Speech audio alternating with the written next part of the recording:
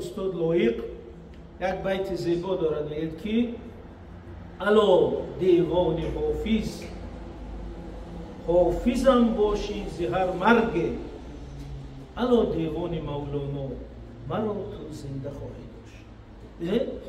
چرا خیلی گفت الا دیوان حافظ حافظم باشی زهر مرگ، یعنی که ای دیوان حافظ که یک مجسمه زبان است، از هر مرگ تو مرا نجات دادی، از مرگ تاریخی، از مرگ سیاسی، از مرگ ملی.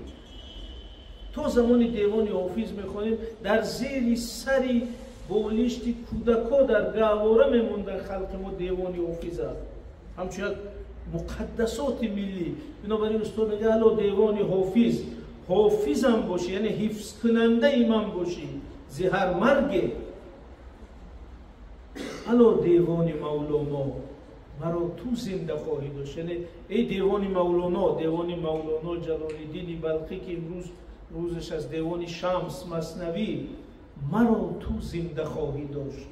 پس استاد لایق همی کنسپت را تاکید میکنه که ما رو همی دیوان حافظ، دیوان مولانا، همی شاهنامه، همی آثار رودکی، خلاصه همی زبان ما را نگاه داشته است، وگرنه ما نابود میشدیم، فرو میریختیم. یعنی زبان باعث شد که تاجیک گم نشد، تاجیک باقی ماند در همه شرایط تاریخی.